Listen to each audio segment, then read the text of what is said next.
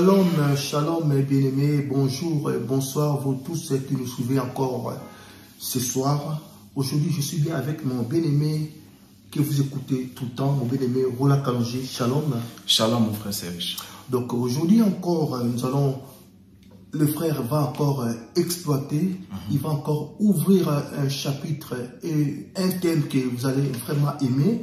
Donc nous allons donner d'abord le thème c'est L'iota, le grain de sénévé. C'est dans le livre de Matthieu, mais nous allons exploiter ça après. Mais ce qui est important, les frères de dimanche passé nous a parlé de, il y avait des thèmes, le pillage dans la maison le peuple de Dieu qui est béni. Donc ce soir encore, vous allez écouter notre thème, vous allez suivre notre thème. Il sait que le peuple de Dieu, comme je vous ai dit, le peuple de Dieu seront bénis. Vous allez l'écouter, prenez vos Bibles, prenez vos stylos. Et je laisse d'abord la parole à mon frère avant que nous commençons. Et puis on aura la prière. Et puis après, nous allons poursuivre notre enseignement. Que le Seigneur te bénisse, mon frère. Shalom, bien-aimés frères et sœurs, vous qui nous suivez partout dans le monde entier, que le Seigneur vous bénisse. Nous savons que vous êtes très très nombreux à nous suivre en Afrique du Sud, Canada, États-Unis, Europe. Vraiment, vous êtes très très nombreux, que le Seigneur vous bénisse. Alors, comme vous venez de bien l'entendre, qu'aujourd'hui notre thème c'est l'iota, les grains de sénévé. Et nous l'avons puisé, bien aimé, dans la parole de l'Écriture de Matthieu chapitre 5, le verset 18. Alors, avant d'aller plus loin, bien aimé, nous allons prier et rendre grâce au Seigneur. Éternel Dieu puissant, élevé en grandeur, élevé en dignité. Oui, ton trône est un trône d'équité. Et la justice est la base de ton trône, Seigneur.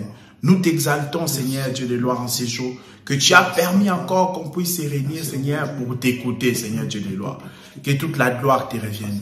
Seigneur, nous prions, nous te demandons de guérir tous nos bien-aimés qui sont malades, éternel Dieu de gloire. Car tu as dit dans ta parole qu'aucun habitant de Jérusalem ne dise qu'il est malade. Oui, sois glorifié durant ces moments de prédication, éternel Dieu de gloire. Assiste-nous en toutes choses. Pour la sainte gloire de ton nom, Seigneur. Illumine les yeux de nos cœurs afin qu'on puisse, Seigneur, te comprendre. Parle-nous et donne à nos cœurs de croire. En ton nom, Jésus, nous avons ainsi prié. Amen. Amen. Voilà, bien aimé, notre thème, c'est donc l'iota, le grain de sénévé. Mais avant cela, nous allons quand même vous exhorter avec quelques écritures. Nous allons prendre 1 Timothée. Oui. 1 Timothée, chapitre 1. Le verset 18 et puis on descend. Donc on lira jusqu'au chapitre 1, 19. À partir du verset 18 jusqu'au verset 19. Je lis au nom du Seigneur Jésus. Amen. Le commandement que je t'adresse, Timothée, mon enfant, selon les prophéties faites précédemment à ton sujet, c'est que d'après elle, tu combats les bons combats. Les bons combats que tu combats. En gardant la foi et une bonne conscience. Cette conscience, quelques-uns l'ont perdu et ils ont fait naufrage par rapport à la foi. Amen. Que le Seigneur bénisse sa parole. Amen, bien-aimé. Voilà, 1 Timothée chapitre 1, le verset 18 à 19. Là, le ministre, apôtre Paul, est en train d'exhorter son fils Timothée, son fils en la foi Timothée, en disant que tu dois combattre le bon combat de la foi. Et il dit, ce combat-là consiste à quoi? Il dit que le bon combat consiste à garder la foi et une bonne conscience. J'aimerais attirer votre attention sur cette écriture, bien-aimés frères. On nous dit que le bon combat consiste à garder la foi et la bonne conscience. Donc par là, on a compris, bien-aimé, qu'il y a plusieurs combats sur la terre. Sous ce soleil, bien-aimé, il y a plusieurs combats. Mais on nous dit de sélectionner les bons combats, frère. Donc c'est parce que parmi tous ces combats-là, il y a qu'un combat qui est bon. Un combat qui est juste. C'est le combat de la foi. Donc, c'est par là que je m'aimerais t'exhorter, toi mon frère, toi ma sœur, que tu es en train de me suivre, que tu dois combattre les bons combats. Et le bon combat là ne consiste pas à vivre dans la fornication. Le bon combat ne consiste pas à faire la guerre à tes frères. Le bon combat ne consiste pas à parler sur les dos de ton frère ou de ta sœur. C'est ce qu'on appelle la médisance. Quand tu vis dans la médisance, bien-aimé, Ce n'est pas ça le bon combat. Ce côté là, les songi. Exactement. Donc, c'est-à-dire que si tu as quelque chose à reprocher à ton frère ou à ta sœur, il faut avoir ces ailes-là. Il faut avoir le courage-là de l'approcher, de l'appeler, de lui parler. Et même s'il ne veut pas écouter, au cas où même s'il ne veut pas écouter, ou même si tu manques le courage-là de l'aborder, tout ça, ce qu'il faut faire, bien aimé, c'est même prier pour lui. C'est mieux de prier même pour lui au lieu de tomber dans le péché de la médisance. Parce que les gens pensent que les jours de l'enlèvement, les gens qui vont rater l'enlèvement, ça seront seulement les gens qui vivent dans l'adultère, dans l'impudicité. Non, il n'y a pas que eux, bien sûr. Vous voyez, bien sûr, ceux qui vivent dans l'adultère, dans l'impudicité, ils vont rater l'enlèvement. Mais il y a aussi ceux qui vivent dans la médisance. Parce que la médisance, c'est aussi un péché, frère, que le Seigneur n'aime pas. La médisance, bien aimé, sème la division parmi les frères. Or, les frères sont les écailles du crocodile. Dieu, dans sa pensée, il veut que le frère puisse demeurer ensemble. Vous voyez l'écriture des psaumes qui dit que oh, il est doux et agréable pour des frères de demeurer ensemble. Donc, pour Dieu, Dieu il trouve que c'est agréable pour ses enfants qu'ils puissent demeurer ensemble. Mais toi, quand tu viens avec la médisance, bien-aimé, qu'est-ce que ça fait? Ça sème la division parmi les frères. Donc, tu es en train de diviser. Et si tu es une telle personne bien-aimée, vraiment, il faut chercher la face de Dieu, sinon tu ne verras pas le Seigneur. Voilà. Donc, le bon combat ici ne consiste pas à médire ton frère, à parler sur son dos, non. Le bon combat, bien-aimé, ne consiste pas à faire la guerre à ton frère. Non. Le bon combat ne consiste pas à faire la guerre à sa sœur, mais c'est de garder la foi et la bonne conscience, frère. Oui. On peut lire 1 Timothée 6, je ne sais pas si c'est une question. Mais j'ai une question parce que j'ai remarqué ici, vous avez plus tenu compte de la foi. Oui. Pour moi, oui, dans ces versets, c'est plus la conscience. Parce que quand tu parles de la foi, il y a plusieurs voies, frère. Oui, on va y arriver. C'est la conscience qui appuie cette foi-là. Voilà. Oui, juste avant de prendre l'écriture de 1 Timothée 6, prends déjà l'écriture de 1 Timothée 6. 1 Timothée chapitre 6. Oui, oui, le verset 12. Alors, pour te répondre, oui, on dit que combat le bon combat en gardant la foi et en ayant une bonne conscience. Donc, pour combattre ces bons combats-là, frère, il faut savoir la bonne conscience. Oui. Or, la bonne conscience, frère, c'est aussi de se rappeler toujours de l'œuvre de la croix. C'est l'enseignement, la bonne conscience. Voilà. Oui, oui, c'est la prédication de la croix. L'enseignement, c'est ça la bonne conscience. Et on dit quoi même ici? On va y arriver là. On dit ceci, dans 1 Timothée chapitre 1, le verset 1 Timothée chapitre 1, le verset 19. Je le lis. Oui. Et on dit quoi? Cette conscience, quelques-uns l'ont perdue. Et ils ont fait naufrage par rapport à la foi. Donc, lorsque tu perds la bonne conscience, tu vas faire naufrage par rapport à la foi. Comme un bateau qui fait naufrage. Vous voyez un peu. Donc, c'est ça. Donc, pour garder la foi, bien aimé, il faut avoir la bonne conscience. On va lire 1 Timothée chapitre 6. De toute façon, je ne vais pas trop rentrer dans ce parce que c'est tout l'enseignement, parce qu'il y a beaucoup de questions. Il y a à boire et à manger, comme on dit. Oui. Parce que si je commence à détailler la conscience, ils ont perdu la conscience. Voilà. Donc ça va être un peu long. Donc ça, prochainement, et puis de toute façon, on fera une vidéo. On parlera sur ce verset parce que j'ai remarqué que dans ce verset-là, il y a beaucoup de choses. Donc on va directement à 1 Timothée chapitre 6. Verset 12. Verset 12. Je lis au nom du Seigneur Jésus. Amen. Il est là, je sais pas. Combat le bon combat de la foi, saisis la vie éternelle, à laquelle tu as été appelé et pour laquelle tu as fait une bonne confession en présence d'un grand nombre de témoins. Voilà, frère. Donc, vous avez vu maintenant l'importance de combattre les bons combats. Donc, on dit que combat les bons combats, ce n'est pas en vain. Parce qu'il y a plusieurs combats, mais toi on te dit bien aimé de combattre le bon combat. Et le bon combat là, c'est quoi? Ça consiste à garder la foi et la bonne conscience aussi.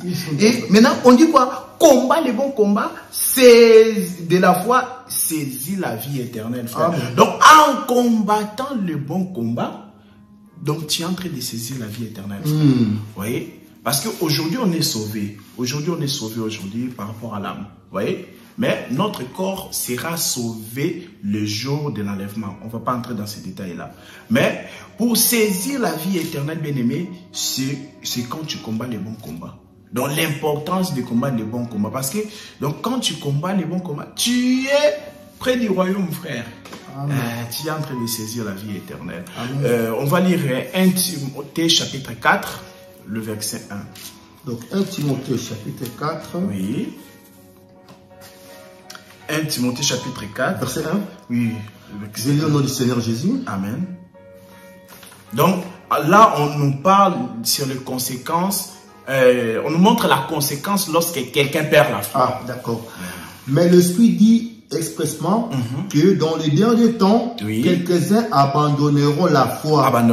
Pour s'attacher à des esprits séducteurs et à des doctrines des démons. Oui. Je continue? Oui. Par l'hypocrisie de faux docteurs portant la marque de la flétrissure dans leur propre conscience.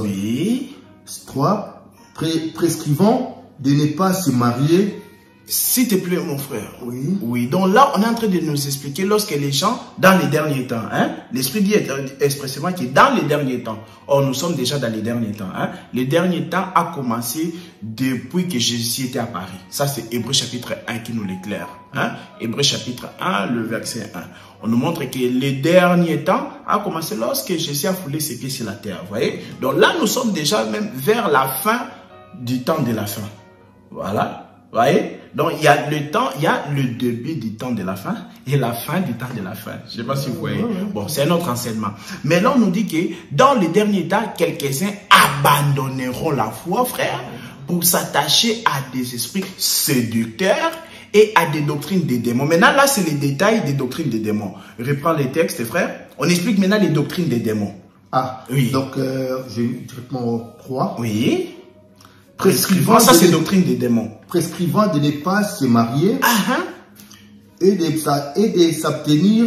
s'abstenir d'aliments que Dieu a créés pour qu'ils soient pris avec action de grâce par ceux qui sont fidèles et qui ont connu la vérité. Voilà, frère. On nous explique maintenant, lorsque quelqu'un perd la foi, et maintenant on dit que lorsque quelqu'un perd la foi, c'est pas pour rester comme ça.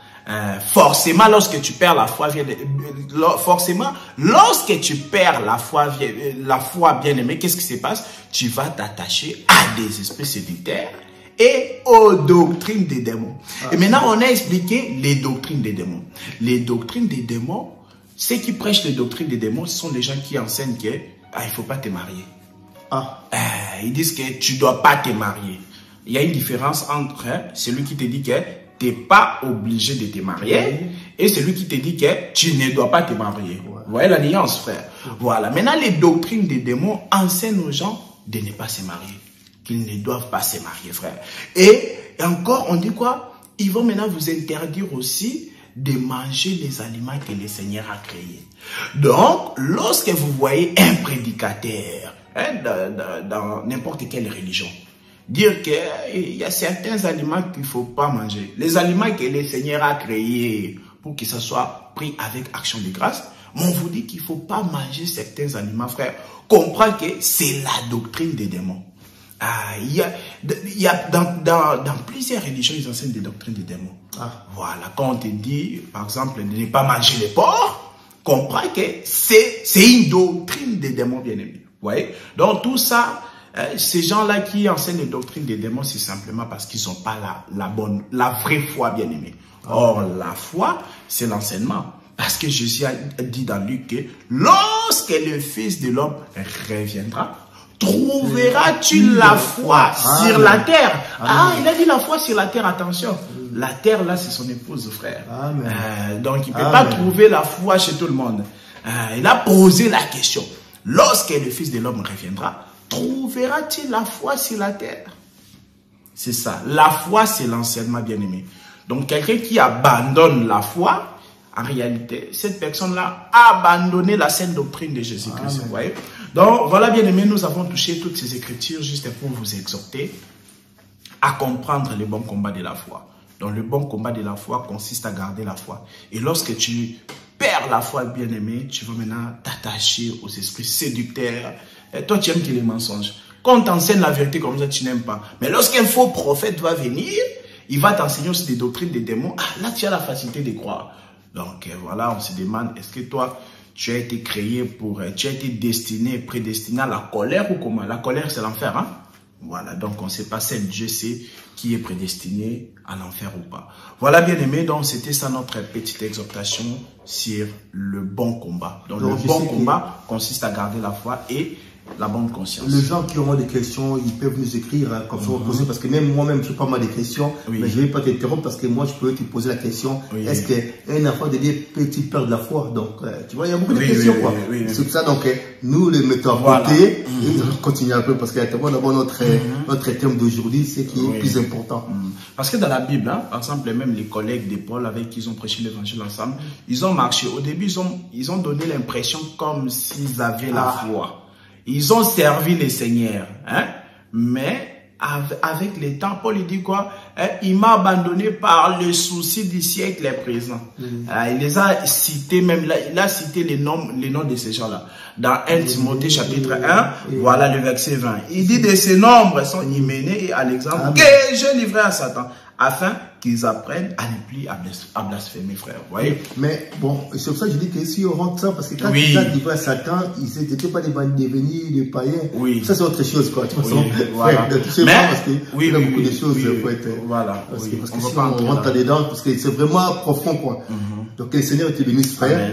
Donc, là. Alors, nous allons entamer en tout cas notre thème, c'est l'iota, le vent des Sénévé. Tu peux lire, frère, Matthieu chapitre 5, le verset 18, nous dit quoi? Donc, prenez vos Bibles dans Matthieu chapitre 5, à partir du verset 18. Oui. Car, je vous le dis en vérité, tant que les ciels et la terre ne passeront point, il ne disparaîtra pas de la loi un seul iota ou un seul trait de lettre, jusqu'à ce que tout soit arrivé. Amen. Amen. Oui, l'écriture jumelle, c'est Luc chapitre 16, le verset 17.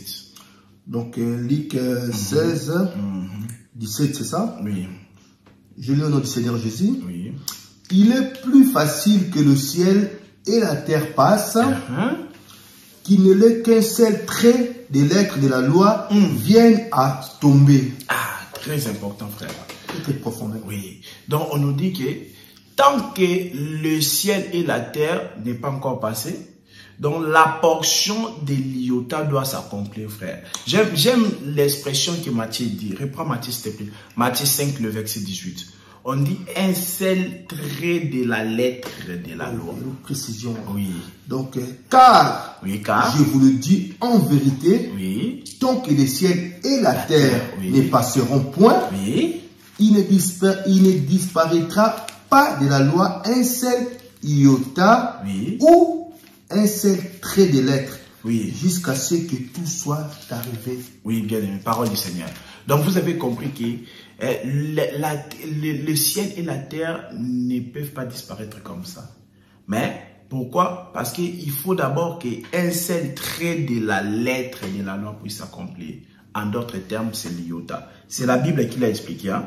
Je relis encore. Matthieu 5, le verset 18. Car, je vous l'ai dit en vérité, tant que le ciel et la terre ne passeront point, il ne disparaîtra pas de la loi de Moïse. Un seul iota. Maintenant, on explique l'iota. On dit ou un seul trait de la lettre. Donc, un iota de la loi. La Bible appelle ça un seul trait de la lettre. Vous voyez? Donc, on va entrer directement dans l'explication, frère. Oui, on peut prendre Apocalypse chapitre 1, le verset 8. Donc, Apocalypse chapitre 1. Le verset 8, frère. Non, mais moi, j'aimerais que vous avez voulu dire quelque chose avant d'entrer dans le profondeur. Non, on va revenir. Donc, Apocalypse chapitre 1. Oui, le verset 8. Verset 8. J'ai lu au nom du Seigneur Jésus. Amen. Apocalypse chapitre 1, verset 8. Je suis l'alpha et l'oméga. Oui. Dit le Seigneur Dieu. Celui qui est, qui était et qui vient, le Tout-Puissant. Le Tout-Puissant. Donc, notez bien qu'Apocalypse 1, le verset 8, le Seigneur nous fait comprendre qu'il est l'alpha et l'oméga. Or, c'est quoi l'alpha? C'est quoi l'oméga? L'alpha et l'oméga, frère, font partie des lettres de l'alphabet grec. Amen. Donc l'alphabet grec, bien aimé, a 24 lettres comme ça. Vous voyez, l'alphabet grec a 24 lettres comme ça. Mais maintenant, la première lettre de l'alphabet grec, ça s'appelle l'alpha. Et la dernière, ça s'appelle oméga. Maintenant, Dieu s'identifie à cela. Pourquoi Dieu s'identifie aux lettres de l'alphabet grec, frère?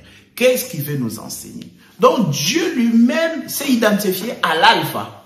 Dieu s'est identifié aussi à l'oméga. Donc, comme je vous ai dit que l'alpha et l'oméga font partie des lettres de l'alphabet grec.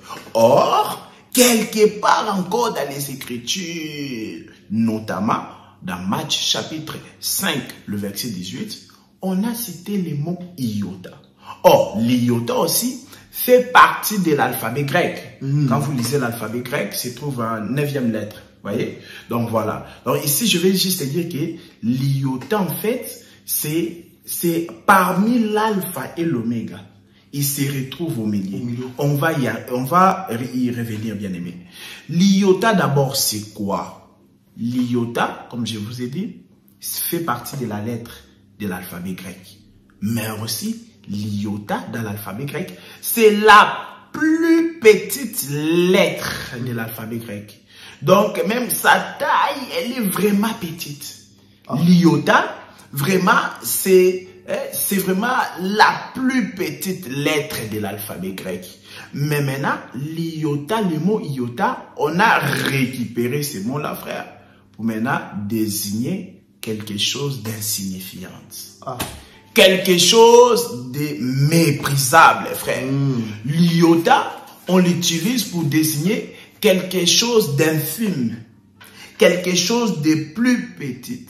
Donc, une quantité négligeable, frère. C'est ça l'iota. Et donc, on a compris, bien aimé, que l'iota, c'est la plus petite lettre de l'alphabet grec. Donc, Dieu a dit qu'il est l'alpha. Il a dit aussi le oméga. Donc, l'iota aussi lui concerne, frère. Amen. Donc, il est aussi iota. Dieu est aussi iota. Or, iota étant la plus petite lettre de l'alphabet grec, frère, donc nous parle aussi de Dieu lorsqu'il était venu dans sa portion du Messie souffrant. Dieu lorsqu'il est venu comme étant le Messie méprisable. Il est venu comme, il s'est fait quelqu'un de petit. Philippiens chapitre 2, le verset 9 nous dit quoi? Lui qui est égal à Dieu. Il n'a pas vu cela comme une proie arrachée. Parce qu'il y a des gens qui sont élevés en dignité, les autorités, le roi de ce monde, il voit ce pouvoir-là comme une proie arrachée, une proie. Mais Jésus n'a pas vu ça comme une proie arrachée. Mais il s'est dépouillé, frère. Amen. Pour se faire iota. Oui, parce que l'iota, c'est le moindre de l'alphabet grec, frère. C'est vraiment la plus petite lettre. La partie négligée, quoi. Voilà, c'est ça même Ésaïe chapitre 53 qui nous dit que homme de douleur habitué à la souffrance, il n'avait ni beauté, ni éclat pour attirer nos regards. Oui, frère, l'iota, la lettre iota n'a ni beauté ni éclat pour attirer nos regards. Amen. Parce que c'est vraiment une quantité négligeable aux yeux des hommes. Amen. Donc Dieu, il faut comprendre que Jésus-Christ est le Dieu véritable, frère. Donc si jusqu'aujourd'hui tu te poses la question, mais qui est Dieu? Dieu, de toute façon le mot Dieu n'est pas un nom propre d'une personne. Voilà, mais qui est Dieu? Les musulmans prient Dieu, les chrétiens prient Dieu, les juifs prient Dieu, voilà. Tous ces gens-là prient Dieu. Mais qui est Dieu véritable, frère? Amen. Le Dieu véritable, c'est le Seigneur Jésus-Christ, frère. Si jusqu'aujourd'hui, tu ne crois pas que Jésus-Christ est le véritable Dieu, sache que tu es encore très très loin du royaume, mon frère. Jésus-Christ est le véritable Dieu. Donc le Dieu qui s'était fait homme, mon frère. Et lorsqu'il est venu dans ce monde, Hébreu nous dit qu'il était tenté en toutes les choses, mais il n'a jamais péché, frère. Quel est cet homme qui n'a jamais péché? Faut le trouver. Parce qu'un jour, j'ai dit à un bien-aimé qui regarde même les miracles, comment Jésus était né. Il n'était pas né par l'union d'un père et une mère. La personne là m'a dit, mais Adam aussi. Mais maintenant, donne-moi le nom d'un homme qui n'a jamais péché. Parce que si tu me dis que Adam aussi était né, il était né non par l'union des deux parents. Oui, je dis Amen. Mais maintenant, Jésus est toujours différent. Amen. Parce que lui, il était tenté en toutes les choses et il n'a jamais péché. Donne-moi le nom d'un homme qui a vécu sur la terre 33 ans. Qui a vécu même jusqu'à 15 ans et qui n'a jamais péché. Quel est cet homme-là? Il n'existait pas. Jésus est le seul frère qui n'a jamais péché. C'est même attesté dans les Corans aussi. Amen. Attesté dans la Bible aussi, frère. Jésus-Christ n'a jamais péché, frère. C'est lui le Dieu véritable. Donc, Dieu, c'est lui l'alpha. Quand est-ce qu'il est l'alpha? Avant de continuer, donc je vais vous laisser continuer. Oui. Mais est-ce que vous pouvez essayer un peu d'expliciter quand les gens confondent, quand ils disent que non, il s'est fait pécher? Oui, non, il ne s'est pas fait pécher, il s'est fait pécher. C'est 2 Corinthiens, oui. Donc, il s'est fait pécher. C'est 2 Corinthiens 5. Oui. 2 Corinthiens 5, verset ça, quoi. Il s'est fait pécher. Parfois, les gens, quand ils disent que non, il s'est fait pécher, c'est comme s'il a commis le péché. Non, non, non. 2 Corinthiens chapitre 5, le verset 21. Oui. Voilà. Soyez réconciliés avec Dieu, celui qui n'a point connu le péché, il a fait devenir le péché pour nous. Voilà, il a fait devenir péché. Je suis dans 2 Corinthiens chapitre 5. Oui, le frère n'est pas encore. Hein? Non, moi je suis là, mais ce verset-là, il parle de celui qui n'a point connu le péché. Il a fait devenir péché pour nous. Non, regardez bien comment l'écriture commence. Hein? Oui. On va même commencer à partir du verset 20. 2 Corinthiens chapitre 5, le verset 20. Oui. On nous dit quoi? Nous faisons donc les fonctions d'ambassadeurs pour Christ. Oui. Comme si Dieu exhortait par nous. Nous vous en supplions au nom de Christ, soyez réconciliés avec Dieu. Celui-là, c'est Dieu. Hein? Celui-là, c'est pas un frère. Voilà. Et puis se préciser, celui qui n'a point connu le péché. Lui qui n'a point connu le péché, c'est Dieu. Et il n'a pas fait, et il a fait devenir. Ah, attention, c'est Dieu qui l'a fait devenir. Mais oui, mais Dieu c'est Christ et Dieu c'est Jésus. Hein? Oui, parce que d'accord, dans 1 Timothée, on ne va pas aller trop loin. Mais dans 1 Timothée, on nous dit que Dieu était en Jésus, réconciliant le monde avec lui. Amen. Donc c'est Dieu qui l'a fait devenir péché pour nous. Il l'a fait devenir qui? Oui, c'est Christ. Bon, Christ ou Dieu, c'est la même personne. Je veux vraiment cette position-là. Voilà. En fait, quand comprenez bien aimé, voilà. Quand on parle de Dieu ici, comprenez que c'est l'esprit. Amen. Voilà. Mais maintenant, il a fait devenir Jésus. Jésus, c'est la chair. Okay. Voilà, le corps. Il l'a fait devenir péché pour nous. Pourquoi? Afin que nous devenions en lui justice de Dieu. Donc, lorsque Dieu nous regarde, frère, il ne voit pas un pécheur. Donc, quand le frère parle que Jésus n'a pas péché, il ne parle pas du corps, en fait. Oui, oui. En fait, Jésus étant corps, n'a jamais péché aussi. Mais il est devenu péché. Pourquoi? Parce qu'on a pris toutes les malédictions. C'est comme les boucs d'Azazel dans l'ancienne alliance. Il y avait 2 boucs, frère. On tire au sort. Donc, il y avait un bouc pour l'Éternel et un bouc pour Azazel, frère. Et pour le bouc pour Azazel, on les chassait loin, frère. C'est lui, Jésus. Vous voyez? C'est aussi lui, Jésus. Le bouc Azazel parle aussi de notre Seigneur Jésus. C'est lui qu'on a chassé loin des hommes. Hein? Il était chassé loin des hommes, il a porté nos péchés, tout ça. Donc Jésus est devenu péché et non pécheur, parce qu'il n'a jamais péché. Mais il est devenu péché, pourquoi? Parce qu'il a porté nos péchés, frère. Vous voyez? Il a porté toutes nos malédictions. hein, le châtiment qui nous donne la paix est tombé sur lui. Amen. Donc c'est Jésus qui a porté nos péchés. C'est ça même l'écriture de Deutéronome, je crois chapitre 22, le verset 5 qui dit que hein, un homme ne prendra pas le vêtement des femmes pour s'habiller, ni une femme les vêtements d'hommes. Vous voyez un peu? Donc, or Jésus a brisé cette loi-là. Un homme ne portera point un habillement d'homme. Voilà. Un homme ne mettra point de vêtements de femmes. Voilà, c'était interdit. Hein? Pour une femme de porter le vêtement d'homme et pour un homme de porter le vêtement des femmes. Or Jésus a brisé cette loi-là. À la croix, en faisant quoi? Il a pris les habits des femmes, il a porté. Amen. Les vêtements de la femme, c'est quoi? C'est le péché. C'est l'impudicité, c'est la médisance, c'est des pratiques impures, frère. Jésus a pris les vêtements de la femme et il a donné à la femme quoi? Le vêtement d'homme. Le vêtement d'homme, c'est quoi? C'est la justice. C'est la justification. C'est la sanctification, Amen. Frère. Donc, c'est des bonnes œuvres, frère. C'est ça, moi, aujourd'hui, frère, j'ai le vêtement d'homme. Mon frère aussi a le vêtement d'homme. Malheur à toi, frère bien-aimé, si tu n'as pas le vêtement d'homme. Examine ta vie vraiment pour savoir est-ce que tu as vraiment le vêtement d'homme. Donc, voilà. On continue dans notre enseignement. Donc, dans cette vidéo, juste une parenthèse. Voilà. Donc, j'étais en train d'expliquer, bien-aimé, que Dieu, c'est lui l'alpha, frère. Quand est-ce qu'il est l'alpha? C'est lorsqu'il était dans l'éternité. Lorsqu'il était le Père. Hein? Parce que le Père ici, c'est quelqu'un qui donne des préceptes, frère. C'est lui l'alpha. Quand il était dans l'éternité, et il donnait des préceptes. Hein? Il dit dans Osée 12, 10 que j'ai envoyé les prophètes, j'ai multiplié aux prophètes, j'ai proposé des paraboles, des énigmes et tout ça, frère. Donc il donnait des préceptes à Moïse. Va, dis ça à Pharaon, tout ça, frère. Donc il était le Père, c'est lui l'alpha, frère. Le Dieu redoutable.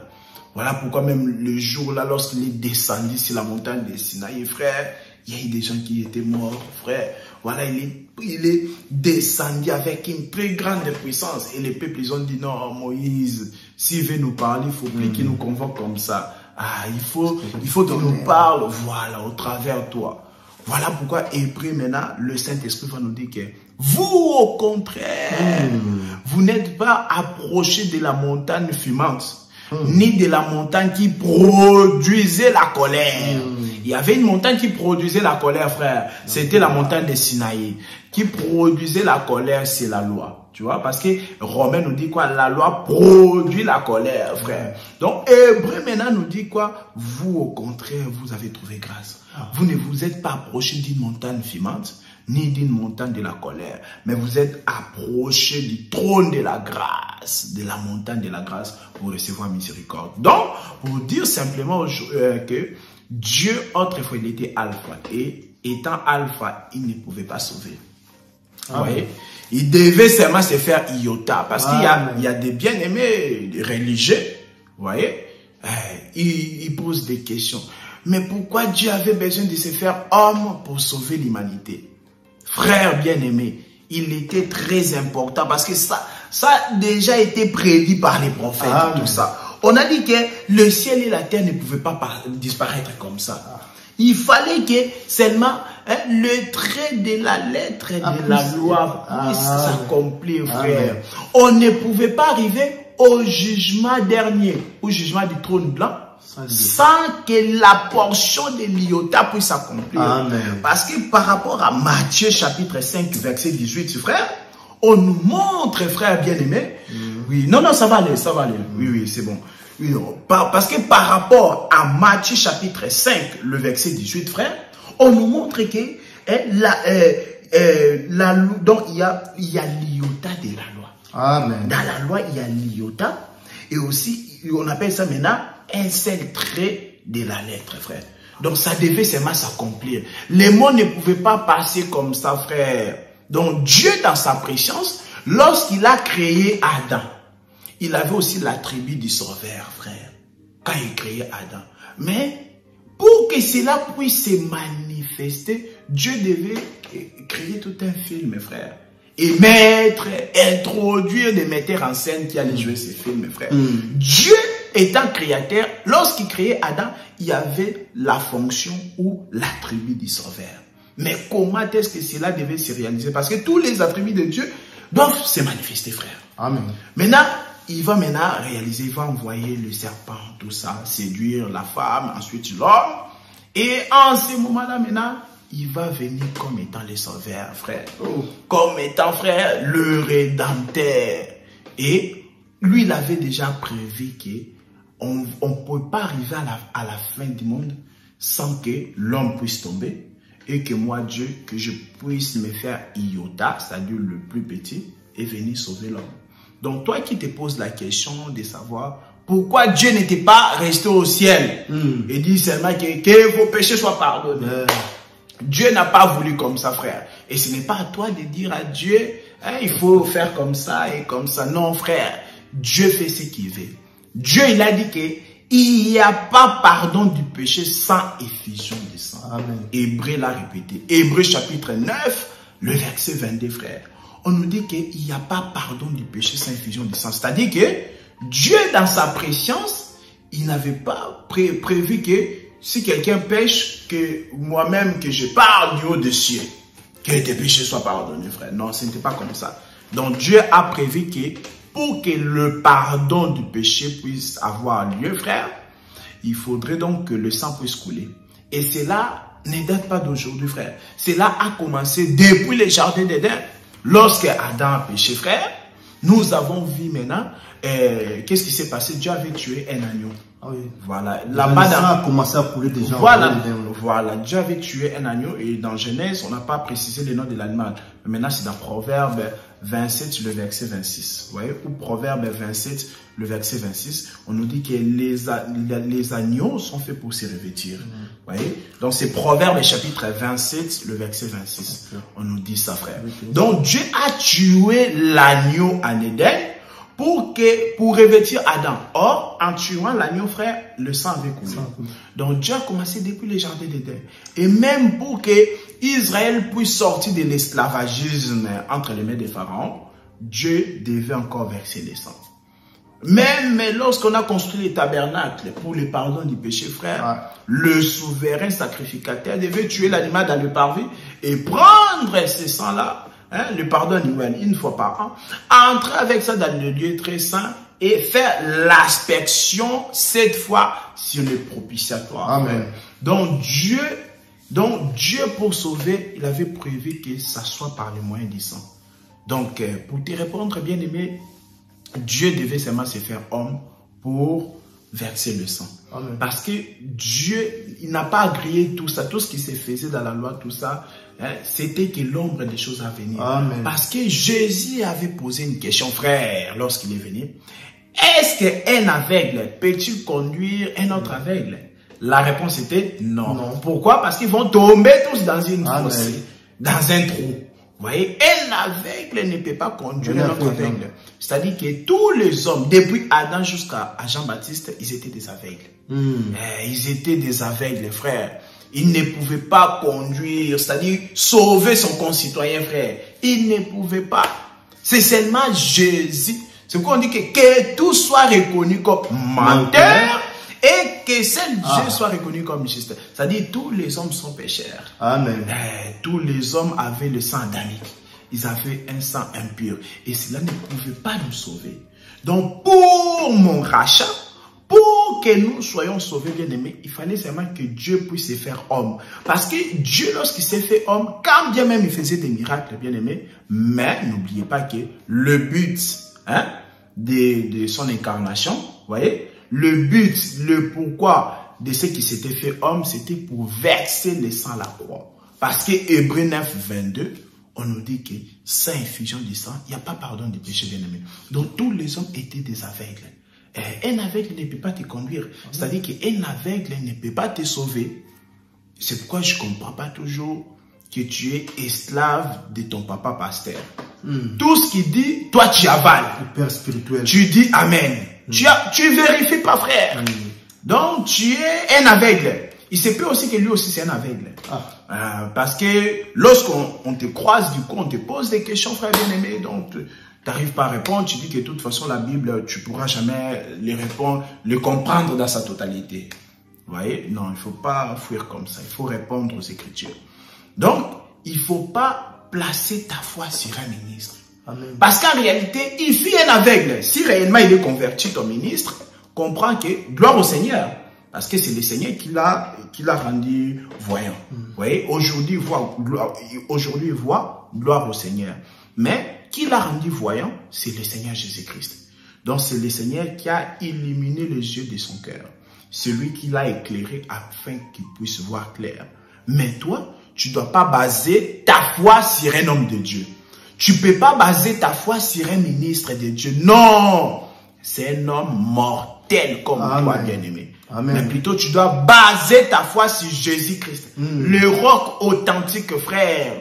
Un homme peut te décevoir, frère. Un homme peut te décevoir. Si tu bases ta foi sur un homme mortel, tu seras dessus.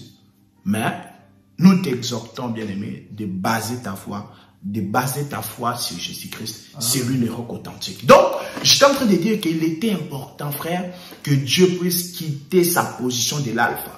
Parce que la position de l'alpha, Dieu est alpha, par rapport à Apocalypse chapitre 1, le verset 8. Mais, pour sauver, c'est-à-dire pour verser le sang. Parce que Dieu est esprit. Jean chapitre 4. Hein? Lors de la conversation de Jésus et la femme samaritaine, Jean chapitre 4, vous descendez vers le verset 24, Jésus montre que Dieu est esprit. Ok. Dieu qui est l'esprit, c'est ça l'alpha. Voilà, frère. C'est ça l'alpha. Mais maintenant, l'iota, c'est lorsqu'il s'est fait homme. Vous voyez? L'iota, n'oubliez pas que c'est la quantité négligeable. C'est quelque chose d'insignifiant. C'est quelque chose de minime, d'infime, vraiment quelque chose de plus petit, frère. Donc, c'est ça notre Seigneur Jésus. Le moindre. Le moindre. Et aussi, on utilise l'expression l'iota pour désigner quelque chose qui ne bouge pas. La chose est trop petite, vraiment, hein, qui n'est pas trop remarquable, mais aussi ça ne bouge pas. C'est-à-dire que Jésus étant l'iota, donc c'est-à-dire que quand on dit qu'il n'a pas aussi bougé, c'est par rapport à la divinité. Quand bien même il s'était fait petit, mais il n'a pas bougé, frère bien-aimé. Voilà pourquoi il n'a pas péché aussi. Il n'a pas bougé. Il était Dieu. Voilà pourquoi même on a vu dans Matthieu chapitre 9, vers le verset 37, tout ça. Les gens, quelqu'un était venu se prosterner pour l'adorer. Jésus n'avait pas interdit, frère. Jésus n'avait pas interdit cette personne-là. Il y a quelqu'un qui est venu se prosterner et adorer Jésus. Vous voyez? Jésus est le seul qui pouvait dire, frère, que tes péchés soient pardonnés. Amen. Chose que les prophètes n'avaient jamais fait. Ça choquait tellement à l'époque. Que tes péchés soient pardonnés. Quel est cet homme ici qui a le pouvoir de pardonner le péché? Qui se permet de faire les activités les jours du sabbat? On ne va pas entrer dans ça, frère. Mais comprenez seulement que Jésus, quand bien même il s'était fait petit, frère, mais il n'a pas bougé. Et il est resté toujours Dieu. Jésus, en se faisant homme, il était toujours Dieu. Il était 100% Dieu, frère. Très important. Mais maintenant, l'oméga, c'est lorsqu'il quitte cette portion-là de Christ souffrant. Excuse-moi, frère, avant d'aller vers l'oméga, pour rester un petit, s'asseoir sa grandeur, moi, je veux qu'on s'arrête un peu à iota. Donc, iota, donc, ça veut dire que dans même la naissance de Jésus, quand l'appelait Emmanuel, de quelque part, Emmanuel, c'est iota. Oui, parce que c'est un Dieu qui a accepté l'humilité. Un Dieu qui a accepté l'humilité, c'est quoi? C'est d'habiter parmi les hommes. D'habiter parmi les animaux impurs. Vous savez où est-ce que Jésus était né? On passe, frère. Vous voyez? Mais, pour vous montrer seulement, Emmanuel, c'est ça l'iota. Emmanuel, ça veut dire Dieu parmi nous. Lorsque Ésaïe prophétisait déjà sur la Vierge Marie,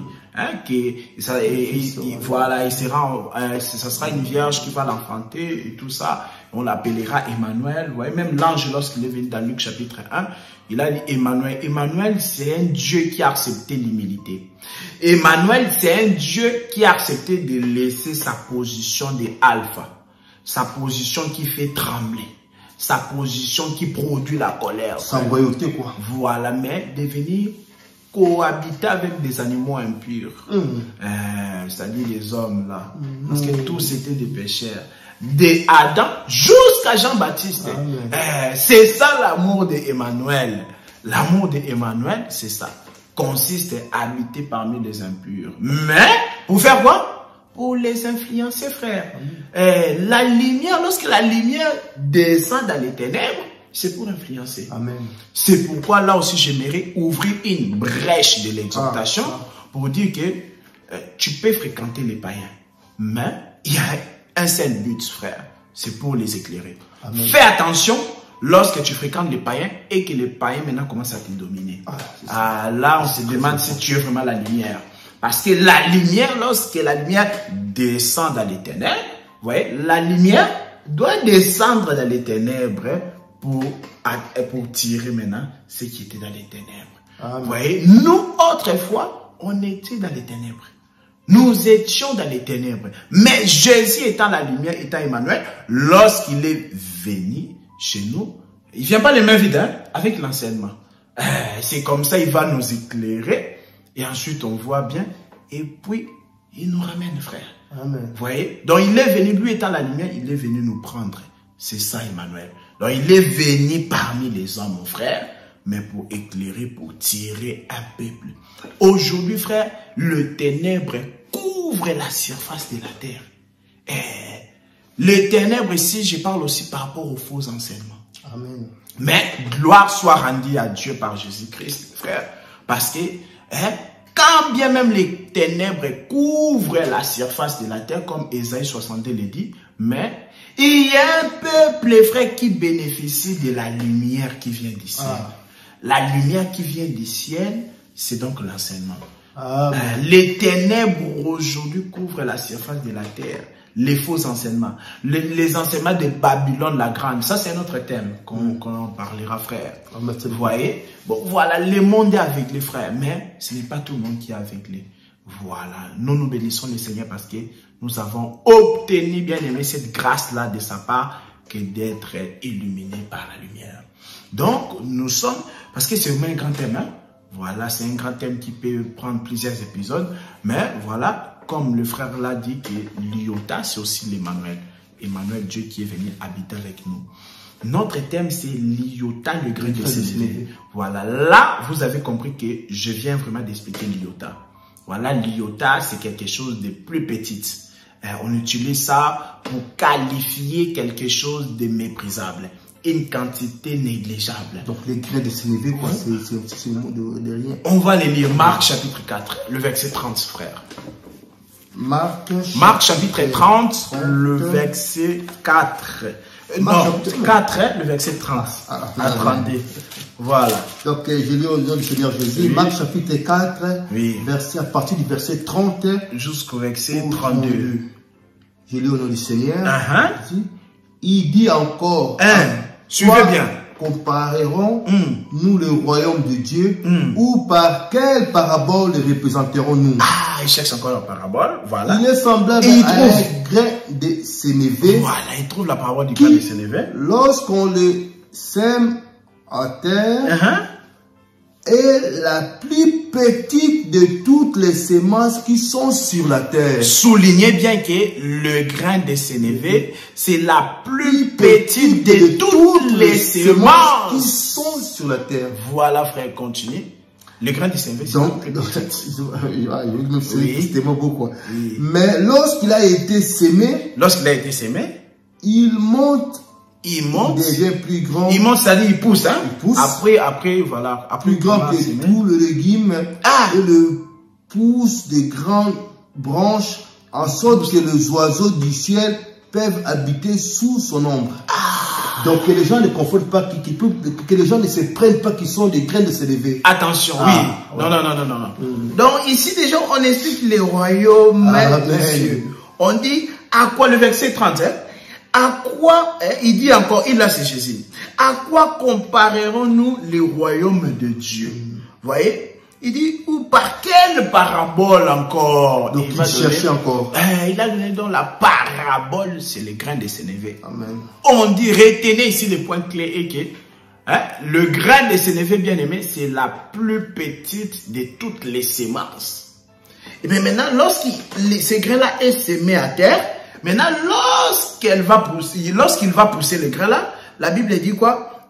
Mais lorsqu'il a été semé, il monte, devient plus grand que tous les légumes. On va revenir sur les légumes. 32 quoi. Voilà, on va revenir sur le verset 32.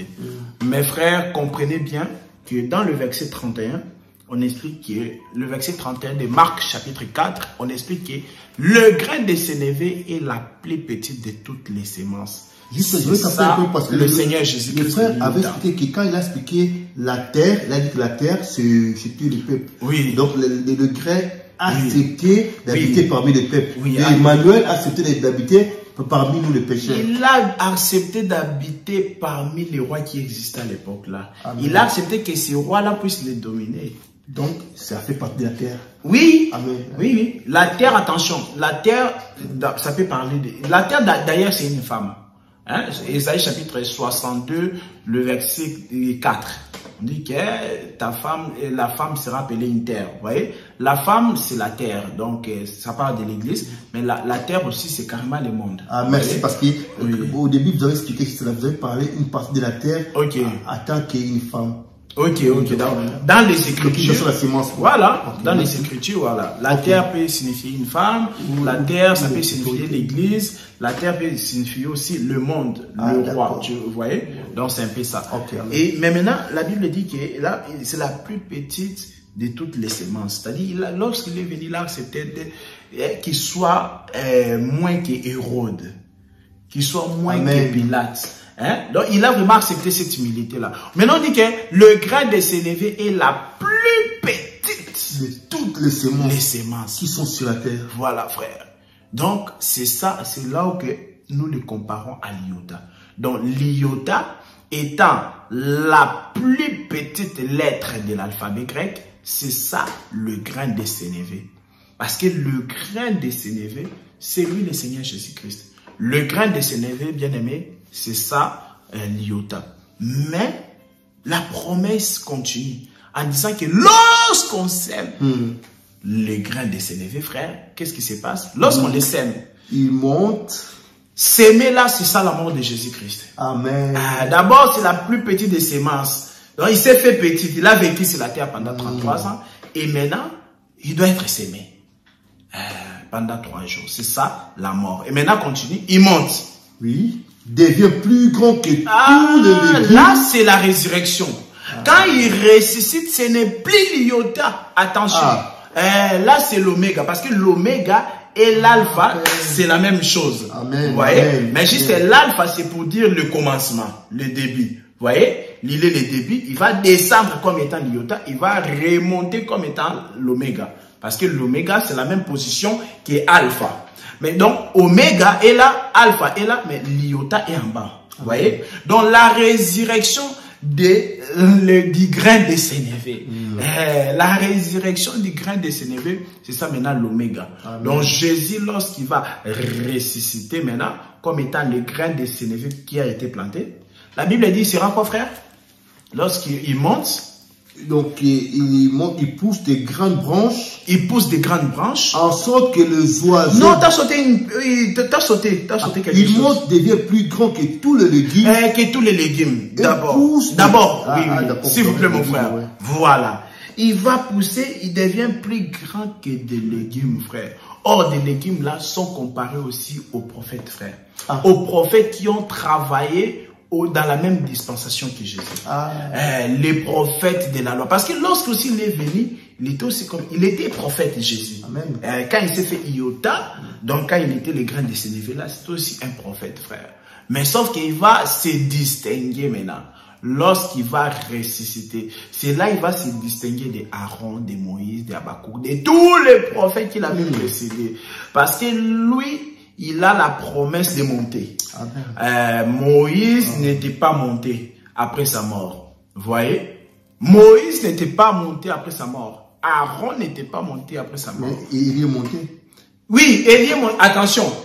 Attention, Élie n'est pas au ciel. Oui, je sais, mais Élie, oui, mais attention, Élie est monté vivant.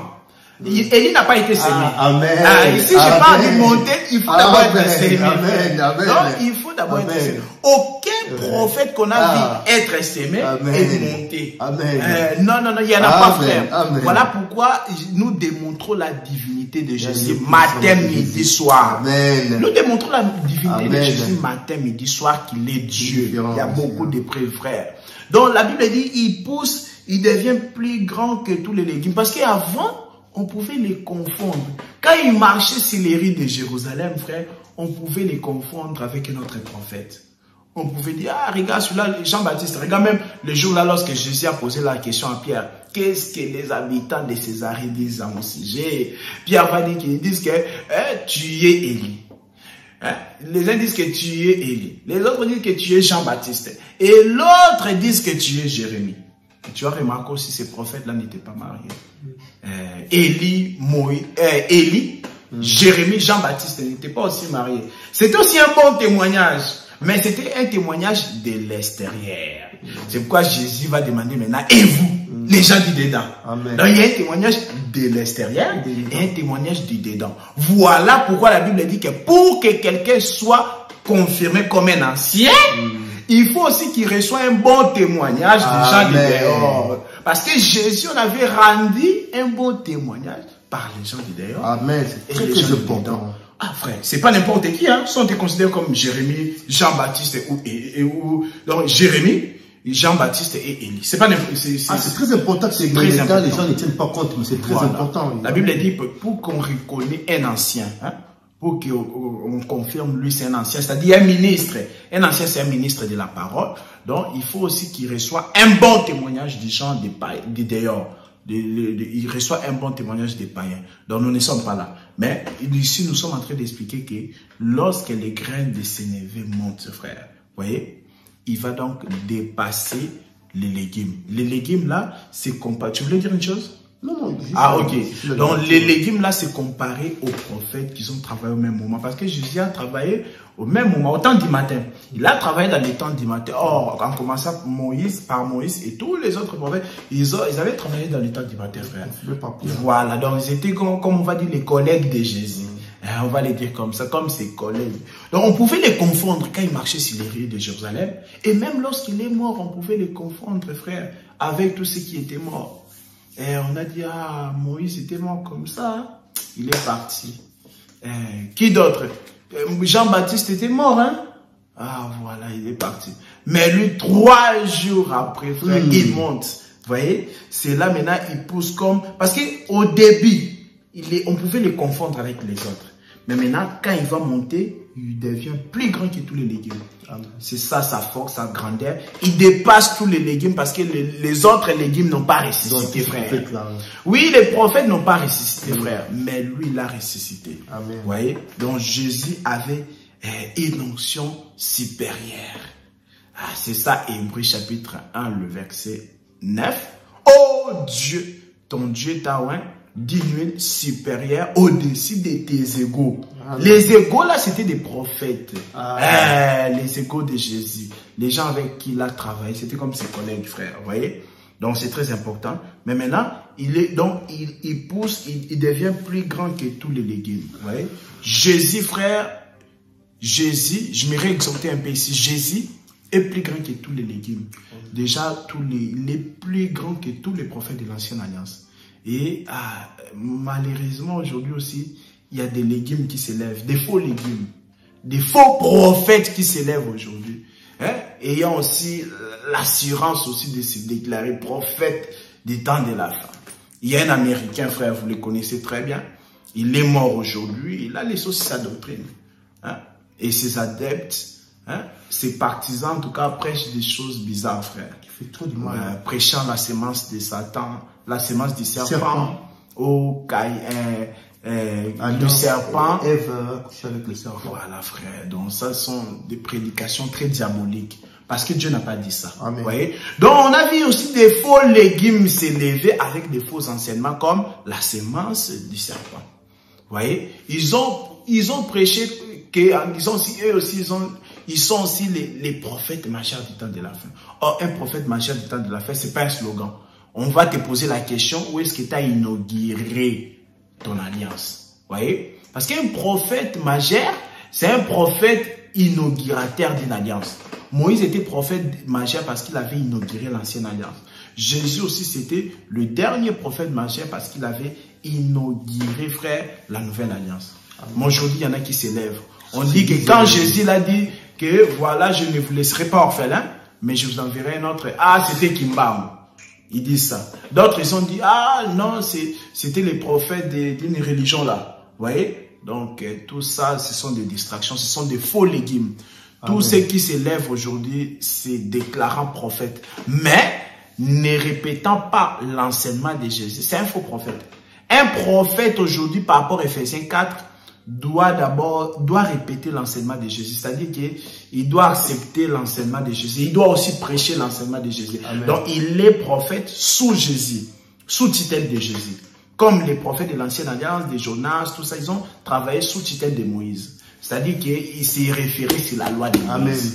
Ils ne pouvaient pas venir avec leurs pensées comme ça. Amen. Donc, de même aussi, un homme de Dieu aujourd'hui qui se dit prophète aujourd'hui, on doit voir qu'il a répété aussi l'enseignement de Jésus.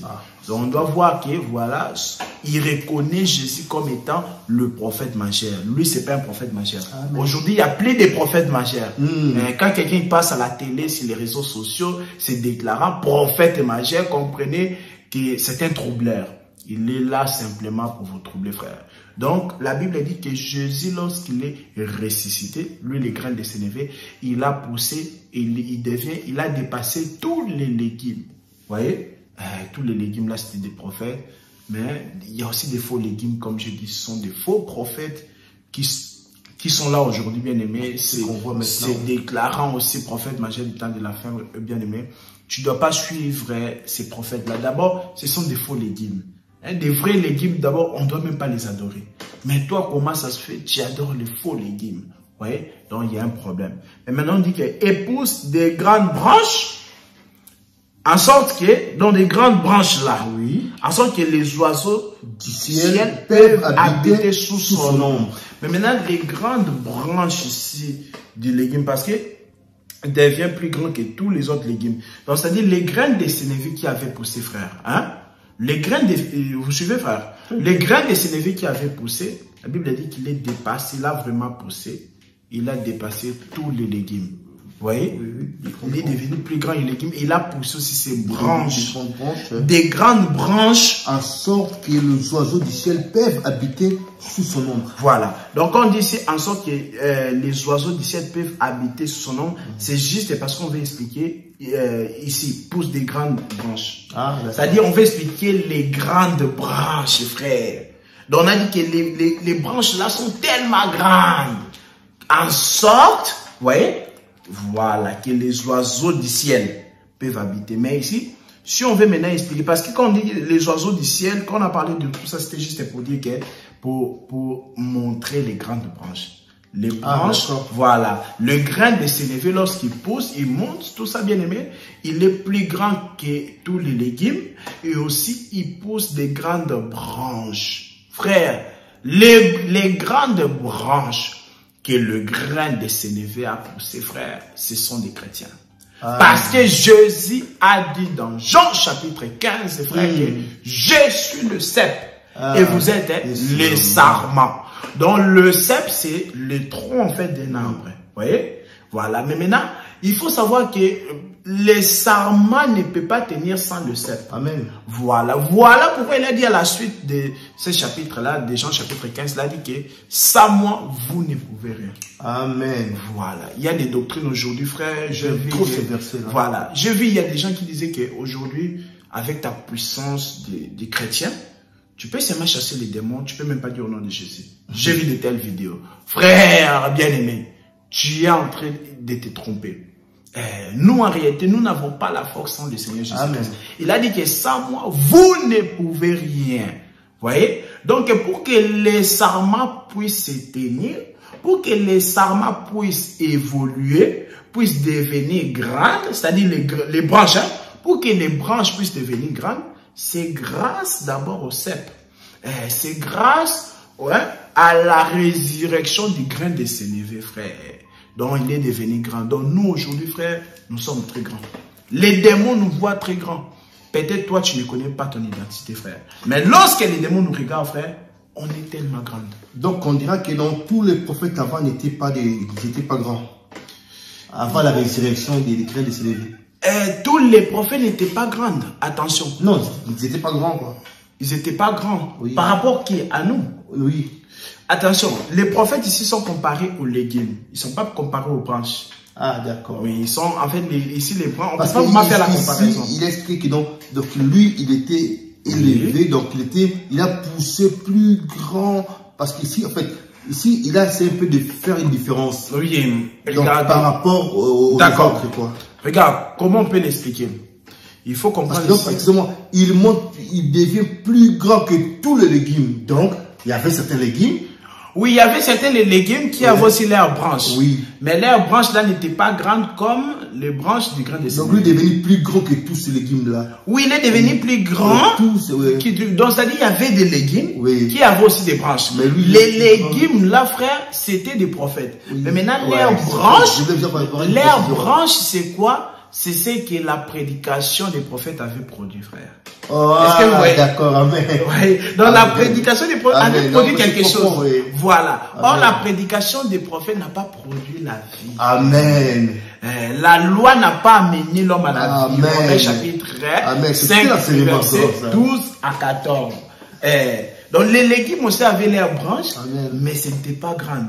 Oui. D'ailleurs, lui d'abord, il a poussé. Plus que donc, il était grand, frère. Ils ont même précisé, il devient plus grand que tous les légumes. Voilà, donc les légumes étaient restés en bas, lui il a poussé. Et encore aussi, ses branches sont devenues grandes. Les branches du grain de sénévé, frère, étaient devenues tellement grandes, frère. Amen. Donc aujourd'hui, frère bien-aimé, si tu es chrétien, tu dois comprendre que tu es grand. Parce que d'abord, tu dois comprendre que ta force dépend de la résurrection des grains de sénévé. Jésus, lorsqu'il est ressuscité, il n'est plus un messie souffrant. Voilà, tu ne dois plus remettre Jésus à la croix, frère. Jésus est passé par la croix pour nous sauver. Vous voyez? Donc, Jésus ne reviendra plus sur la croix, frère. Donc, aujourd'hui, maintenant, il est Oméga. C'est-à-dire qu'il est revenu dans sa position de force. C'est ça, il était la plus petite des semences. Mais, frère, après, il n'est plus la plus petite des semences. Cela révèle aussi que le temps de la grâce passera. Il y a un temps où il est petit. Il y a un temps d'humilité. C'est pour ça même on dit que l'humilité précède la gloire. L'humilité précède la gloire, frère. L'humilité, c'est accepter aussi l'évangile de la grâce. Amen. Parce que l'évangile de la grâce est humble, frère. Si tu acceptes ça, mais maintenant, tu auras la gloire. L'orgueil précède la chute. L'orgueil, c'est lorsque tu refuses d'écouter l'évangile de la grâce. Voilà. Et ça précède la chute. La chute là, frère, vous savez c'est quoi. Voilà, frère. Donc, nous sommes déjà vers la fin de notre enseignement. Il y a tellement beaucoup à dire. Moi, en fait, c'est comme, je vois qu'on n'a pas fini. Est-ce qu'on peut avoir la deuxième partie, on peut avoir la deuxième partie prochainement? Je sens qu'il y a encore des choses à dire, quoi. Il y a encore beaucoup de choses à exploiter. Il y a encore beaucoup de choses à ouvrir, quoi. Est-ce qu'on peut le faire dans la deuxième partie? Mais là, qu'on puisse un peu laisser le temps. On bien aimé de suivre la première vidéo. Mais là, on peut. Sinon, là, on peut ajouter encore 5 minutes. Et puis... il n'y a pas de souci, hein. Ok, d'accord. Voilà, bien aimé, c'est vraiment un grand enseignement. Il y a beaucoup de choses à dire. Il y a beaucoup de choses à dire, quoi. Parce que j'ai beaucoup de questions. Donc, voilà. Excusez-moi, peut-être parce que je posais des questions. Je n'ai pas essayé d'embrouiller le frère, mais il était resté dans son thème, quoi. C'était le plus important. Voilà. Donc, l'iota, les grains de sénévé, vous avez compris que l'iota, c'est lorsque Dieu qui était grand, lui qui était roi, vous voyez, qui était roi, il est devenu serviteur. C'est ça, hein, les hommes, vous voyez, c'est ça, Salomon a parlé de ces arbres-là. Vous voyez, les cèdres et les hommes. Le cèdre, c'est le plus grand arbre. Ça, c'est notre enseignement. Le cèdre, frère, c'est le plus grand arbre. Mais les hommes, c'est le petit arbre. Voilà. Dieu qui était le cèdre, lui qui était alpha, frère, mais il a accepté de se faire petit. C'est ça l'iota. L'iota, c'est ça, donc le grain de sénévé, qui est la plus petite de toutes les semences. Mais lorsqu'elle meurt, vous voyez, lorsque l'iota meurt, ou lorsque le grain de sénévé meurt, ensuite, lorsqu'il va ressusciter, il sera plus puissant. Voilà pourquoi Jésus aujourd'hui est le roi. Après la résurrection, Jésus est roi. Mais où? Dans le cœur de sa femme d'abord. Amen. Voilà, cette royauté-là va se manifester dans les milléniums pour tout le monde, frère. Amen. Pour le monde entier, cette royauté-là va se manifester lors du millénium. Mais aujourd'hui, il est notre Seigneur, frère. Il est notre roi. Il est le roi dans le cœur de son épouse, frère. Voilà. Nous qui sommes l'épouse de Christ. Voilà. Nous, frères, nous avons pour roi Jésus-Christ. Amen. Et nous n'avons pas honte de le dire. Amen. Voilà. Nous avons pour roi Jésus-Christ, frère. Amen. Donc, c'est lui qui a été élevé. C'est quoi la Bible dit qu'il a été abaissé pour un peu de temps. Ça, c'est hébreu. Hein? Il s'est abaissé, oui. Donc, Dieu, il s'était abaissé pour un peu de temps. Un peu de temps, là, c'est 33 ans de la vie de Liota. Mais maintenant, après, il va ressusciter, frère. Il est le plus grand que tous les légumes. Il pousse des grandes branches, frère. Donc, les sorciers, les démons doivent te voir grand, frère. Amen. Donc, les démons ne doivent pas te manquer du respect. Lorsque tu dors, ils viennent pour t'étouffer, pour t'étrangler. Non, frère, là, tu n'es pas grand. Tu dois être grand. Et pour être grand, là, cela ne dépend pas de toi. Amen. Cela dépend que si tu es en fait les branches du grain de sénévé qui était ressuscité, frère. Très important ces détails. Donc Jésus-Christ, c'est lui Liota. Alors, on va lire une autre écriture. Il y a tellement beaucoup de choses à dire ici. On prend aussi... Alors, on prend d'abord Luc, ensuite on va finir avec Apocalypse. Luc chapitre 16, le verset 19 à 21. Luc chapitre 16, oui. Je lis à partir du verset 19 oui. Et à 21. Oui, suivez attentivement. Oui. Il y avait un homme riche qui était vêtu de pourpre et de fin lin et qui chaque jour menait joyeuse et brillante vie. Oui. Un pauvre nommé Lazare était couché à sa porte, couvert d'ulcères. Ulcères, ce sont les plaies, hein? Voilà. Et désireux de se rassasier des miettes qui tombaient de la table du riche, et même le chien venait encore lécher ses ulcères. Ulcères, là, voilà. Donc, on nous explique, frère bien-aimé, qu'il y avait un homme riche et un pauvre Lazare. Vous avez déjà entendu cette parabole-là, non? Mais souvent, on l'utilise pour maintenant parler du séjour des morts. Hein? Là, on a parlé de l'air vivant, quand ils étaient en vie. Mais souvent, les gens ici, quand ils prennent ça, c'est juste pour expliquer le séjour des morts, que voilà, que le pauvre Lazare était parti dans les seins d'Abraham et que l'homme riche était parti dans les lieux des tourments, les mauvais séjours des morts. Mais ici, nous, on parle de l'air vivant, quand ils étaient encore en vie. La Bible dit qu'il y avait un homme nommé Lazare. Lazare, le pauvre Lazare, lui, il était pauvre. Qu'est-ce qu'il faisait? Il s'est contenté des miettes qui tombaient de la table de l'homme riche. C'est-à-dire que lorsque l'homme riche mangeait, frère, il mange. Après, il va jeter les miettes. Et le pauvre Lazare vient, il prend ça, frère. Et aussi, les pauvres Lazare avaient des plaies, frère. Hein? Reprends ça. Le verset 20. Un pauvre nommé Lazare était couché à sa porte, couvert d'ulcères, et désiré de se rassasier des miettes qui tombaient de la table du riche, et même le chien venait encore lécher ses ulcères. Donc vous avez compris, bien aimé, il y avait un homme riche. Quand il mangeait, il jetait maintenant les miettes, et le pauvre Lazare venait récupérer ces miettes-là pour qu'il puisse manger. Mais maintenant, les miettes, les miettes, c'est quelque chose de méprisable. Les miettes, frère, c'est Liota. Le pauvre Lazare ici, c'est Jésus. Lui qui a trouvé d'où ce qui était amer. Ce qui était amer, je parle ici, je vois aussi la croix. Ce qui était amer, mais il a trouvé doux parce qu'il a accepté cela. Vous voyez? Donc, les miettes, c'est quelque chose de honteux, frère. Tu ne peux pas manger les miettes, frère. Mais lui, il a accepté ça. Vous voyez? Il est dans la position de Liota. Le pauvre Lazare qui se contente à manger les miettes qui tombent de la table de l'homme riche. C'est ça, Jésus est en Liota. Amen. Mais gloire soit rendue à Dieu par Jésus-Christ, frère. Parce que le pauvre Lazare, là, il ne mangeait pas seulement les miettes, mais il avait aussi les ulcères.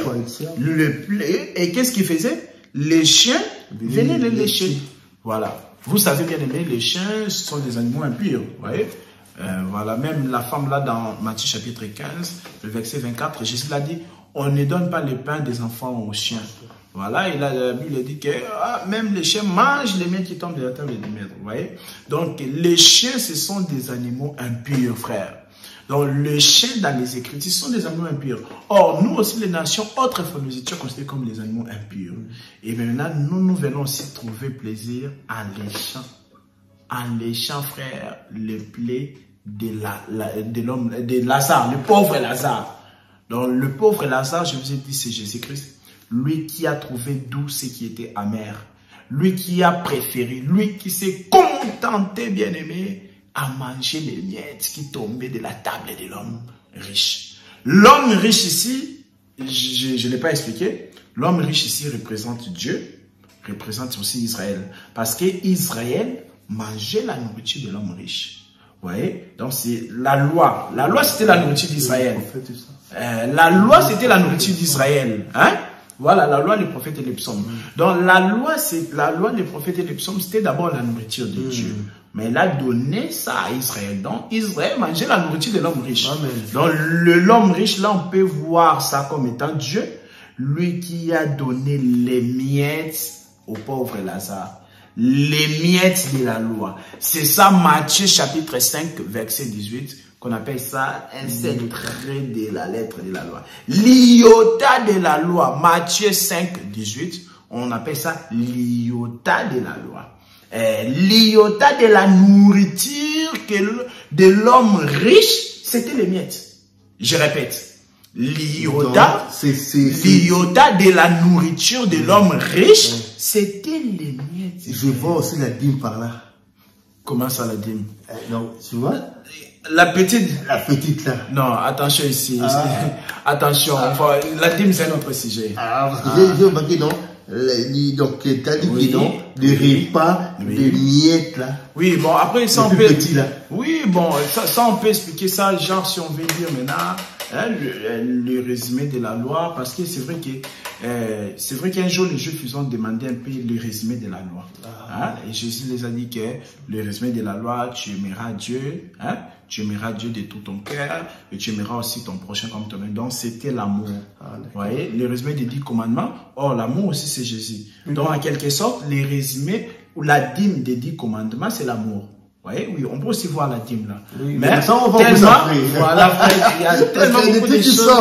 Il y a tellement beaucoup de choses. On peut rester pendant des heures ici avec le frère. Parce que là, je suis de voir des choses que quand il est en train de décortiquer les Écritures, il fait de voir quelque chose, quoi. On peut continuer, mon frère. Voilà, frère, bon, nous allons faire rapidement. Apocalypse chapitre 10, le verset 7.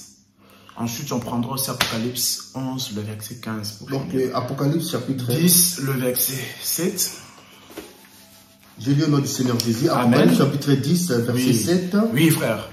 Mais, suivez. Qu'au jour de la voix du 7e ange, quand il sonnerait de la trompette, les mystères de Dieu s'accompliraient comme il a annoncé à ses serviteurs le prophète. Ok, donc Dieu avait annoncé à ses serviteurs les prophètes qu'au jour du 7e trompette, parce que bon, on a évoqué tellement beaucoup de choses, hein.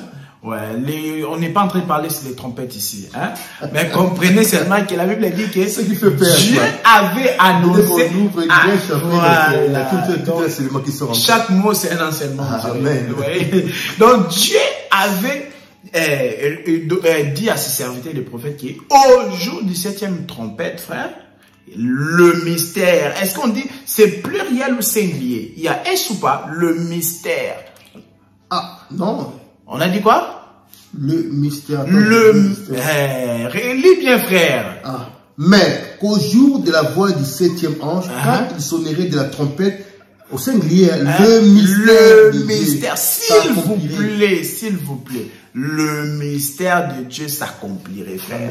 Donc, il y a le mystère de Dieu au singulier. Or, dans le mystère de Dieu, on a deux parties, frère. Vous voyez? On a des choses dans le mystère de Dieu. Le mystère de Dieu, on ne va pas les lire, sinon on va perdre du temps. Colossiens chapitre 1, le verset 26, on nous dit que Christ est le mystère caché de Dieu. Vous voyez? Donc le mystère de Dieu, c'est Christ. Or, dans Christ, il y a des choses. Il y a les prophéties. Parce que les prophètes ont annoncé ça, ils ont dit d'Apocalypse. Donc, dans Christ, il y a les prophéties sur les messies souffrants. C'est ça l'iota. Donc, voilà. Dans Christ, il y a l'iota de la loi. Parce que dans la loi avait prophétisé sur les souffrances et sur la gloire de Jésus. C'est ça aussi, 1 Pierre chapitre 1, le verset 10 à 11. Vous voyez? Donc, les prophètes de l'ancienne alliance, donc, leur vie attestait soit les souffrances, soit la gloire de Jésus. C'est ça, le mystère de Dieu. Donc, le mystère de Dieu, frère, on peut déjà le voir dans la vie des prophètes de l'ancienne alliance. Mais sauf que c'était l'ombre. Il fallait que le propriétaire maintenant puisse le mettre comme ça en valeur. Voyez-vous ces choses? Donc, les prophètes, quand il dit ça, il a annoncé à ses serviteurs les prophètes. Oui, parce que les prophètes, en réalité, ont prêché le mystère de Dieu. Les prophètes ont prêché le mystère de Dieu. Dans le mystère de Dieu, on a les prophéties concernant le Messie souffrant et les prophéties concernant aussi le Messie glorieux. Voilà pourquoi lorsque vous allez observer, frères bien-aimés, la vie des prophètes de l'ancienne alliance, qu'est-ce qui se passe? Vous allez remarquer que la gloire, la souffrance, la souffrance, la gloire, la souffrance. Ouais. Quand vous regardez par exemple les Salomon, sur le trône, il présente quoi? Il manifeste quoi? La gloire de Jésus-Christ. 1 Pierre chapitre 1, le verset 10 à 11, on nous dit que les prophètes attestaient d'avance deux choses. Soit les souffrances, soit la gloire. Voilà, c'est ça, j'ai paraphrasé. Vous voyez, les prophètes attestaient deux choses. Soit les souffrances, soit la gloire de Dieu. Donc, c'était soit la gloire de Christ. Donc, c'était ça le mystère de Dieu. Lorsque vous voyez Job malade, frère, attention. Lorsque Job est malade, Job est l'iota.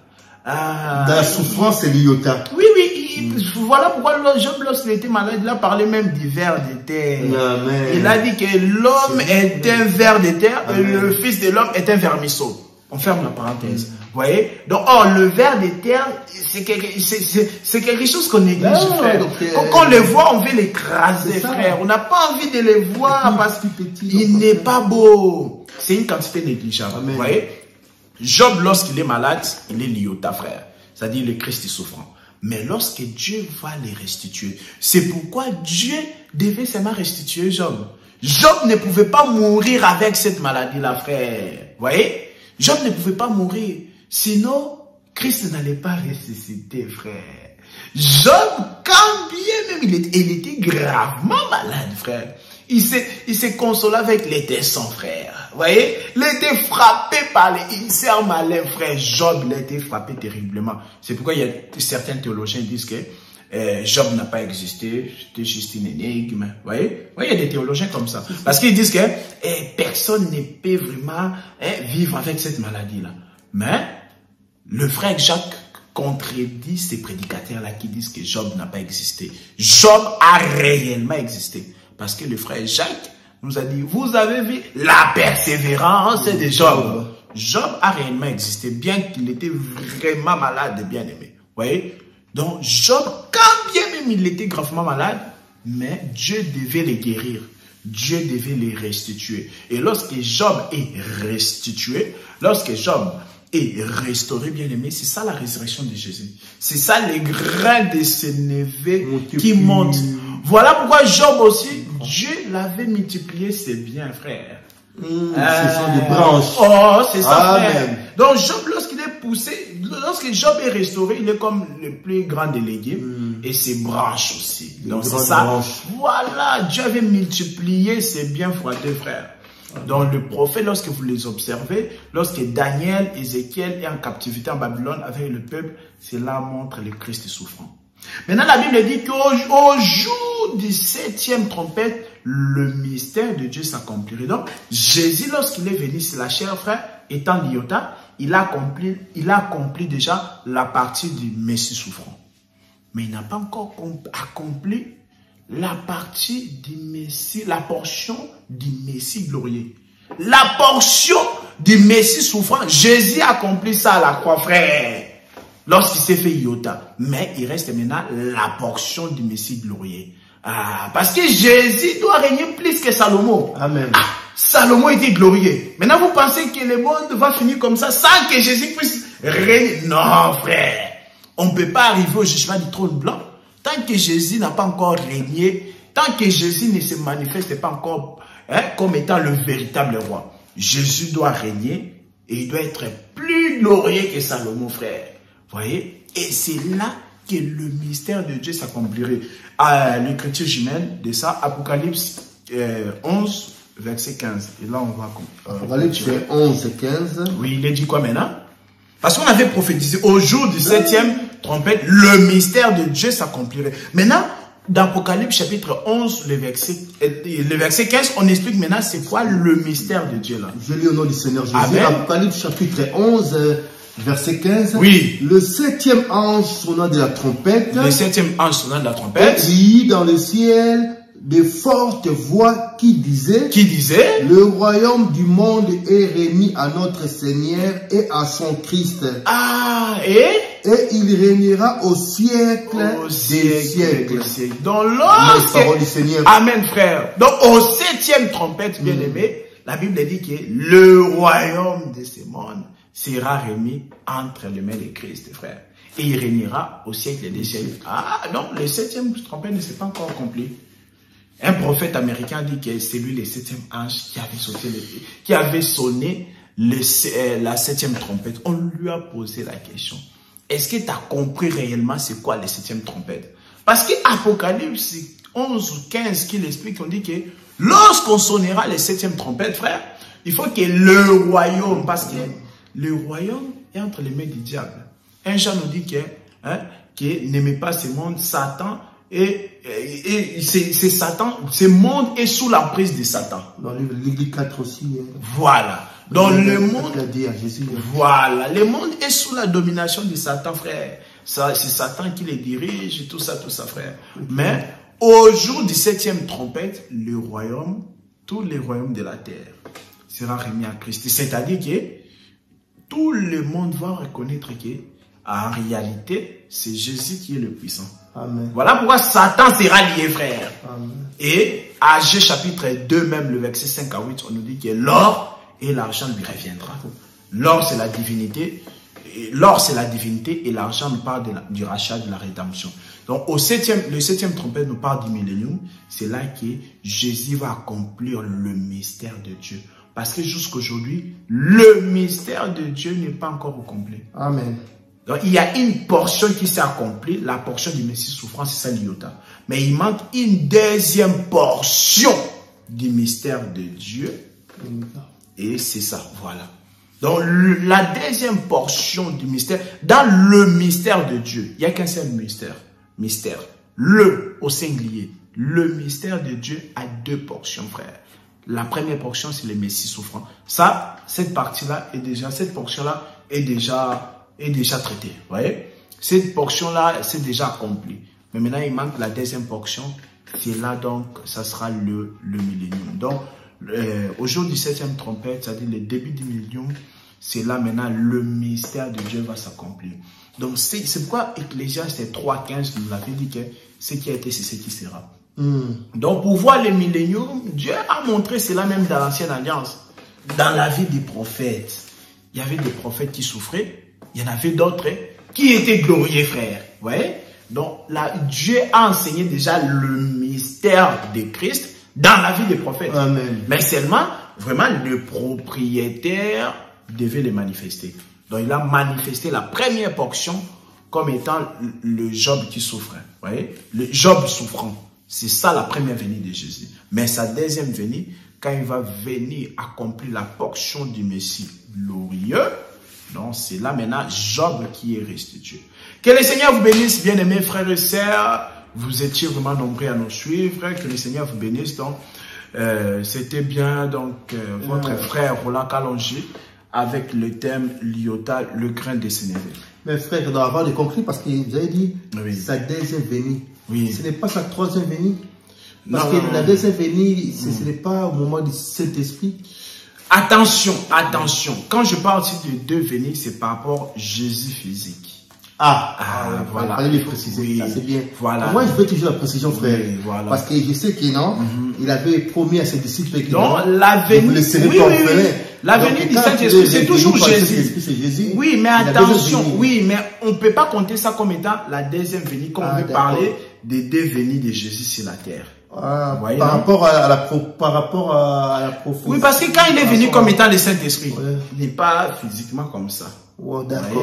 C'est par rapport à ça. Donc les deux venues de Jésus, c'est par rapport vraiment selon la chair. Donc je dirais que bon, parce que quand il va venir, il sera un roi physique, c'est-à-dire qu'il sera un roi, le roi des rois.